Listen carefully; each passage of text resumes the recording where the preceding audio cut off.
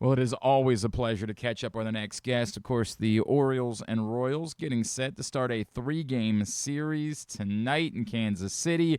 And that means it's a great reason to chat with Jeremy Guthrie, Orioles legend, Royals TV analyst. He's with us now on GCR. Jeremy, it's Glenn back in Baltimore. It's always great to catch up with you, man. Thank you for taking the time for us this morning. Hey, my pleasure, Glenn. Good to hear your voice and good to connect again. Yeah, it's been too long. Jeremy, I know, look, everybody in Baltimore's panicked because the Orioles went 2-5 last week.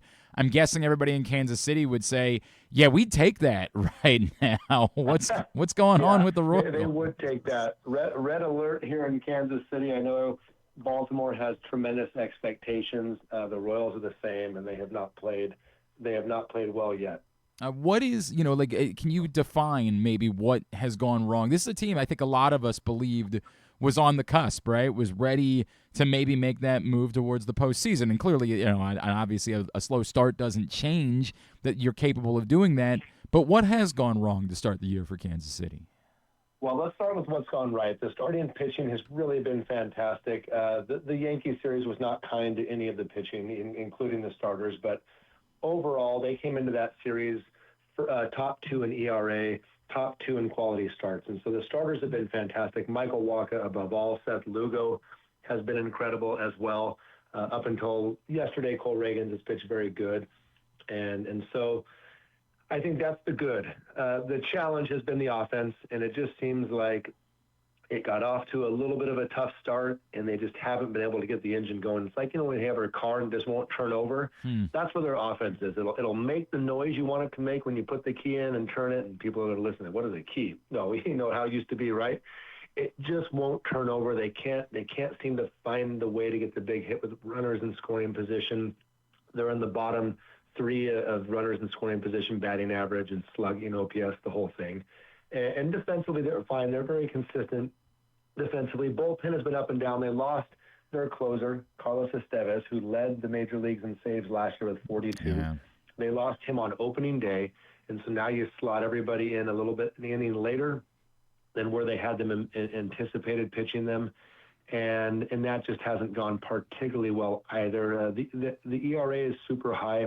They've done a nice job with inherited runners, but overall, you hear what I'm saying. The team just hasn't really gotten going, and if it's not one thing, it's the other thing, and they stand at 7-15, worst record in baseball currently. So, it's funny because I look at Bobby Witt's numbers in particular as we talk about the offense, and I say, wow, he's still hitting, obviously. He's hitting 280. He's getting on base at a 360 clip. I guess what jumps out at me is he hasn't hit a home run yet, and maybe it's not all dissimilar, almost on the exact flip side from what the Orioles are dealing with Gunnar Henderson, where Gunnar Henderson isn't the Orioles' problem to start the year, but he's only hit home runs. He's just not hitting. He's sort of only been one profile. How much do the Royals need Bobby Witt to get the power back going a little bit in order for the offense to work the way that it needs to? Well, the power will certainly help. He didn't get an extra base hit until I think it was game 15 or 16. That was the longest stretch of his career without an extra base hit. He's now racked up 5 doubles, I believe, 4 or 5 doubles. So he's getting on base. He doesn't have the slug that you would want from him that you expect, but that's going to come around. He's top 5 in hard hit rate, meaning every time he takes a swing, he's banging the ball pretty good. It's just not falling for him. I think the larger concern, and again, it's not as much a concern as much as it's an impatience at this point. Let's get it going. It comes from the 3-4 hole. A crazy statistic. Up until this past week, Bobby Witt Jr. had been on base 27 times and had stolen 8 bases and had scored just 1 time. How? Imagine that. How? Imagine that. 1 time he had scored up until he scored 3 times in 1 game. He had scored once, being on base 27 times and 8 stolen bases. And that's the challenge, right? Vinny is always a slow starter. April has never been a great month for him. That being said, he hit his first home run last week, ended up hitting another home run after that. Salvi, up until 20 games in, had 2 home runs, 2 RBI, and then had a breakout game in Detroit in this past week as well. So these are guys that have track records, so no one's really concerned that they're not going to hit per se, but you're obviously concerned that they haven't started yet. It's like, okay, we need you to get going. And so they're being patient, they're being positive. Salvi's a true champion and leader. he's going to come around. Vinny has shown time after time the past 2 years that slow start or not, he's going to put you somewhere in that 20 to 30 home runs, and he's going to be right around 100 RBI. So this team is just chomping at the bit to get it going. They need it to happen sooner than later because they're falling really far behind. But luckily, the Central has a lot of parity. No one's running away with the division right now. So there is hope for them, and I know they cling to that. He is the great Jeremy Guthrie, and he is with us here on GCR as we get ready for Orioles-Royals this week in Kansas City.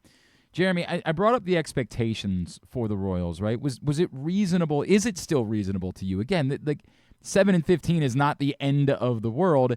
Is it still reasonable to you that this was a team that was on that trajectory that you felt like was ready to break through? Did we maybe get a little bit carried away with some of the expectations going into the season? I don't believe they got carried away. I still believe in this team. They're extremely talented. Last year, a lot of things didn't go well for them, and they missed the playoffs by 5 games. You know, that's a handful, but they were right in the hunt. They lost 4 or 5 starting pitchers last year, significant times. This year, they've all been healthy. So I don't think they were out in front of their skis on the expectations. It just hasn't gotten started off the way they wanted to, and unfortunately, that's going to make it a lot tougher. But you'll hear the mantra. If you hear them talk, it's always going to be one game at a time, one pitch at a time. They live and breathe that. It starts with their manager, Matt Cotrero. He's really, really patient, and he really does mean it when he says, we're taking this one day at a time, one pitch at a time. And that's their approach. And so with that, there is desire to get better. There's a little bit of anxiety for it, but there's no panic. This is a team that hasn't panicked. Last year, they were one of the best at coming back late in games. And so I think that's the mentality and the attitude of them. And these fans are going to have to, the Royals fans are trying to stay as patient as they can. But make no bones about it. This is a huge series for both teams. And for the Royals, I think they have to win this series to swing the momentum. And I'm sure the Orioles feel the exact same way. Yeah, it's a critical series. I think you're right about that.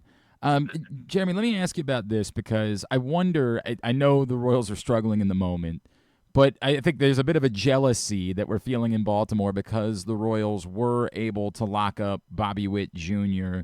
the way that they did. And we certainly recognize that, like, Gunnar Henderson, you can't get him at the price the Royals got Bobby Witt Jr. for now. Like, those days have come and gone. You got to do that quickly if you're going to do it. But there are people that would say, hey, but what do the Royals have to show for it? And it's an interesting conversation to be had, right? Like, what has it tangibly done for the fan base, for the city, for the community, for the franchise, that they did make that decision to be aggressive and to lock up Bobby Witt Jr. the way that they did? What has that meant for the Royals, even if it hasn't meant a 15-7 start to begin this season? That's a fair question, and I think it's really given the fans stability. They say, this is our guy, this is our face, this is our new George Brett, our new Alex Gordon. And Bobby has played every bit in a way that deserves that kind of conclusion.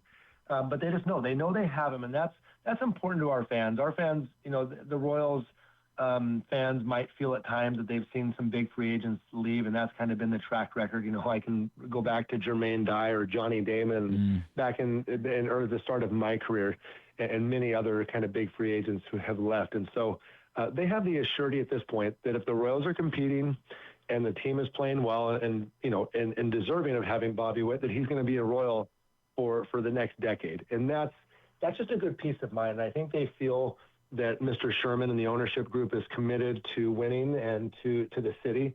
And so it's so much easier to not have to have that conversation every off season and every, during the year. Why don't we lock this guy up? Are we going to lose him?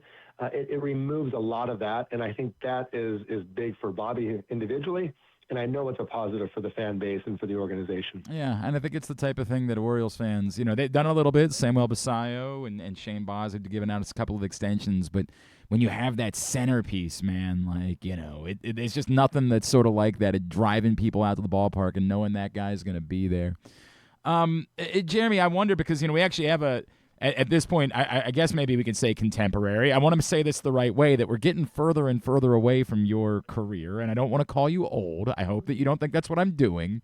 But Chris Bassitt ends up in Baltimore this year, And, I think there's a lot of people that hear the name Chris Bassitt, and then he gets off to a bit of a sluggish start to the year, and they start to panic that is it just over for Chris Bassitt, right? Like, is it possible? Now, he went out and threw 5 shutout innings against the Guardians on Saturday and maybe quieted that conversation, but when you get to this part of your career, deeper into your 30s, and Chris is 37, what is different for a pitcher at that point? And what is it that you're watching for to know, like, this guy can still do it even this deep into his career? Well, I think the mix of pitches becomes a good comforting factor. Michael Walker right now is a pitcher that I would say is towards the end of his career, certainly, right? And Seth Lugo is getting up in age. But when you watch these guys, their execution, their pitch mix, their wiliness, if you will, just gives you the hope. These guys can pitch. And a lot of fans aren't used to seeing people that can pitch because they're just used to seeing guys that can throw and really dominate a game with electric stuff. And certainly that works. But for a long, long time, it was more about pitching. And so when you look at a Chris Bassitt or his former teammate last year, Max Scherzer, these guys can pitch. And there's a reason that at 37 years old, Chris Bassitt is signing a free agent deal with the team. Mm-hmm. And so you get stuck looking for a big radar gun or huge swing and miss. But sometimes it's just about pitching and getting bad contact and getting outs. And that's the way Chris Bassitt, I think, will swing around, hopefully for Orioles, for the team and for the fans, is he'll just keep doing what he's been doing. He'll show them that he can pitch, and they may not be as wowed by the numbers as they would with another young arm, but they'll be very content with the results. I ask also, I know it's funny because I saw you were tweeting on opening day, Trevor Rogers joined the club of Orioles that had thrown 7 shutout innings in an opening day start, a club that involves one Jeremy Guthrie. I think there's maybe an interesting parallel between you and Trevor, right? Because sort of guys that when you arrived here, I don't know that we had any reason to think that you were about to become this team's ace, right? And with Trevor Rogers, he arrives in Baltimore, and it doesn't go well after the trade from Miami, and he actually gets sent back down to the minors, and now less than 2 years later, he's the opening day starter, he's the ace, and it was a tough week for Trevor last week. I wonder what that's like, right? Can you describe that feeling of going from guy that had no expectations whatsoever, that was, for the Orioles, when you were kind of found money, to like being the guy that is being relied upon to go out and be the stopper every 5th day, and what it takes to maybe adjust to that? Well, it's nice to start that way. No one wants to start with the pressure of having to be the guy. And so it's a nice way to ease into a role. And I watched that opening from Trevor, and it was spectacular, right? It was a battle between two pitchers, a really well-pitched game.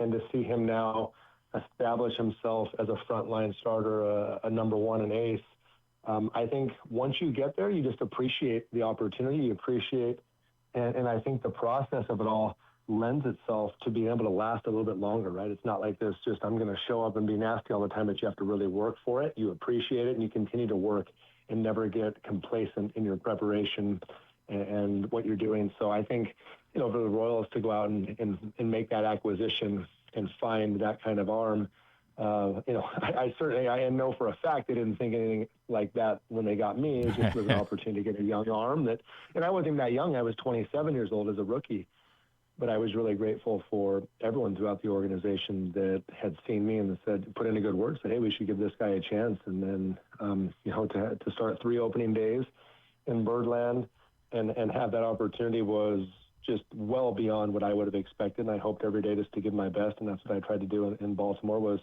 I wasn't always going to be the prettiest starter or the nastiest results, but you were going to get a good hard effort every time and no quit attitude. Well, you certainly succeeded in that, which is why we still love you, despite of what the Royals did to us in 2014. We've managed to somehow forgive that all these years later. Hey, I saw the picture. Was that you and Jonesy together in Japan during the World Baseball Classic?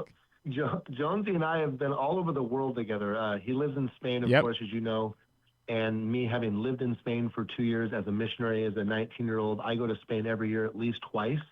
And so we're on bike rides. We ride to restaurants together. We just have a blast. And as ambassadors for Major League Baseball, it's just been so much fun to nurture that relationship. Adam, people have probably said it, but it's worth saying it again. Adam is as good a teammate as I ever had. And it's rare. It's rare to see a guy that's on the top step that never goes inside and misses an inning and says, I've got to go do my thing. He was always there. He always worked. He always played every single day, right? That's what he wanted to do. And so Adam is every bit the Orioles Hall of Famer that he was recognized as last summer. And I was just really sad I couldn't make it there for that celebration. I was actually out of the country once again. But, we've become even better friends afterward. And I just appreciate him and Audie and their boys and the family that they are. It's pretty incredible to have him back in your organization doing what he's doing in the role that he's doing. And he's a true ambassador of the Orioles and of Major League Baseball. I can't echo those comments. They don't make human beings like Adam Jones, man. Like, he is just incredible. Everything about him. And I would pay money to watch that reality show of the two of you just kind of traveling together through Europe. That'd be great. It would be good TV. Now, wait a second. It would be good TV, no doubt. You bring that up, right? So Adam went in. Now Chris Davis is going in. Do you think about that? Is that something that would mean something to you? You bring up, like, you were a 3-time opening day starter. Would the Orioles Hall of Fame be something that would be special for you if that were to happen? Well, let me tell you something, Glenn. I'm in 0 Halls of Fame, so I don't know what that says about. We actually went to an event last night for the College Baseball Hall of Fame, which has relocated into Kansas City, Overland Park, Kansas. And they have 200 members, so a very small fraternity of inductees because it started in 2006, 20 years ago. And we were driving to the event, and she goes, are you in this Hall of Fame? I said, no, I'm not in the Hall of Fame. I'm not in any Hall of Fame to my knowledge. No. And she goes, well, she's like, of all the Hall of Fames, you deserve this one, because I had a great 2 years at Stanford University, maybe 2 of the, really just solid seasons on the mound. And, I think there was a time when I was pitching in Baltimore, we would see those inductions. And yes, the answer is to be recognized for anything that you do in life, and especially on the field, is a huge honor. So it would be a huge honor, but I don't think I'm deserving of it. But I have looked at those names. Even last season, I came in and broadcast in Baltimore, and I went out into right field out by Utah Street, and I looked at all the Hall of Fame inductees, and I was looking them all up. And it is a huge, Baltimore, of all teams, this is a storied franchise. I don't anticipate being in any Hall of Fame, but of course, if someone saw worthy at some point in any Hall of Fame, I would be tremendously honored. And I'm just grateful for, I'm just grateful for every single day I had, and that I could play a game that I really, really, truly loved and appreciated, and that I still get a chance to be a part of in a broadcast booth or teaching a kid in Bulgaria how to pitch. It's amazing. That's cool. That's the true reward for me. Jeremy Guthrie, at The Real J Guts is how you follow him. You're a special human being, my friend. Always appreciate taking the time for us. Let's do it again real soon, all right? Absolutely. You guys are incredible, and may it be a good series. Let's say I'll see some good baseball in the next 3 days.